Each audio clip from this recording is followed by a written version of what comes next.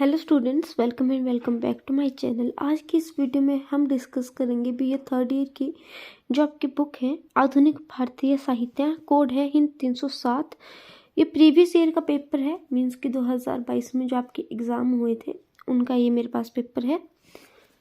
Students, सबसे पहले आता है आपको एक एक नंबर के प्रश्न आते हैं। 307 इस बुक का कोड है, 70 नंबर का आपका ये पेपर है, जनरल की आपकी ये बुक है। किन्हीं 14 वस्तुनिष्ठ प्रश्नों के उत्तर दीजिए। 14 प्रश्नों के आपने उत्तर देने होते हैं। सबसे पहला आता है ब्रह्म समाज की स्थापना कब हुई थी। फिर दूसरा है प्रार्थना समाज की स्थापना किसके प्रभाव से हुई थी।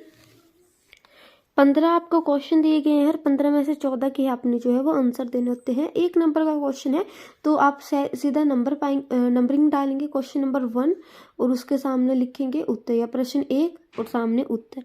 फिर है बंगदूत पत्रिका का प्रकाशन किसने करवाया था। फिर आता है चौथा प्रश्न, आधुनिक हिंदी साहित्य के प्रवर्तक किसे माना जाता है।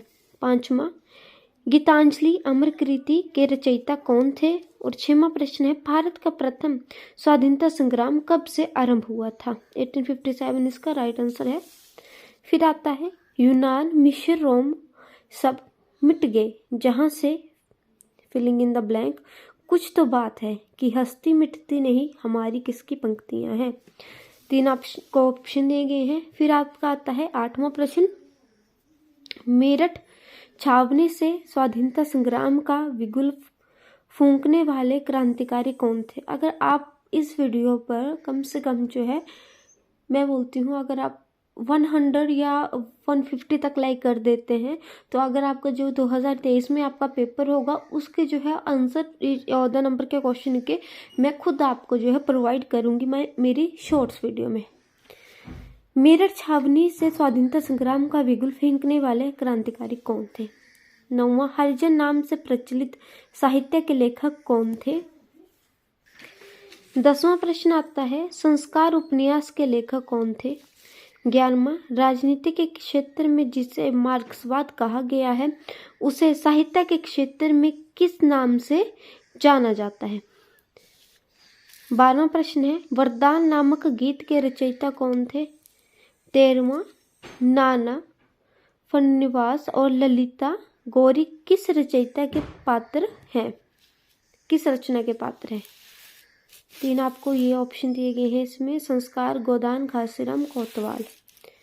फिर आता है घासीराम कोतवाल साहित्य को कौन सी विद्या है।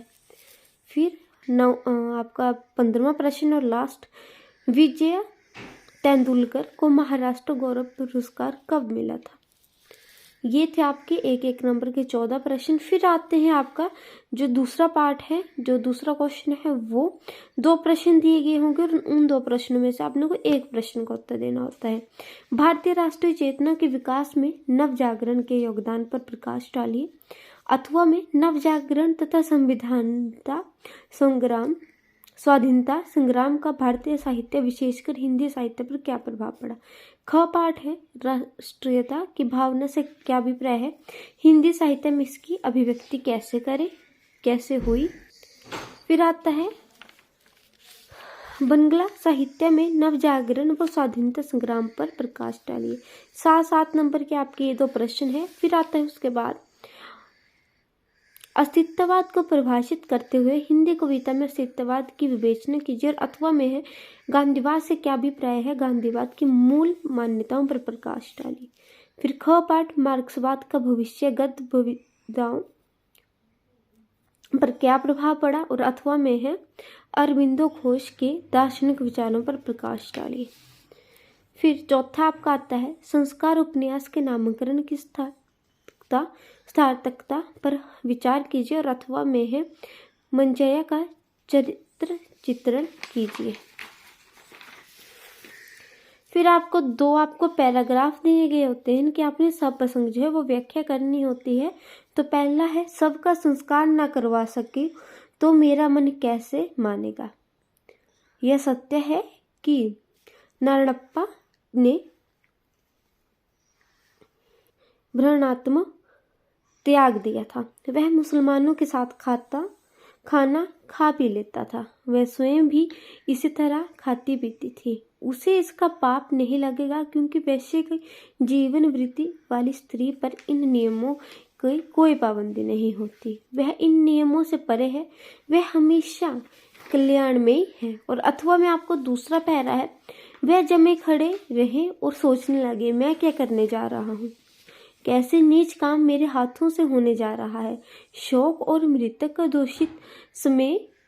दूषित समय अभी मुझ पर है, और इसी भली भांति जानते हुए भी इन ब्राह्मणों की पंक्ति में बैठकर इनके साथ खाना खा सकता हूँ।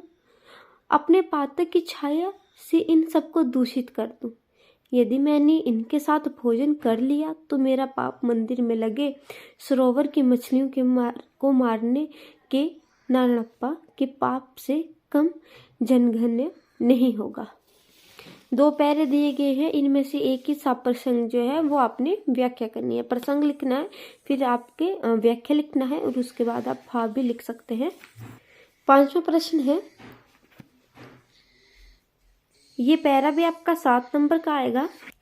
रविंद्रनाथ टैगोर के काव्य में प्रकृति चित्रण की विशेषताओं पर प्रकाश डालिए। और अथवा में प्रश्न है, निम्नलिखित पद्यांश की सप्रसंग व्याख्या कीजिए। वन, पर्वतों और नदियों के विस्तृण तट पर छाया प्रकाश मिश्रित आंचल फैला हुआ है। मेरा रम्य मुख की ओर निहार निहार ये वन फूल मन ही मन ना जाने क्या मंत्रणा कर रहे हैं।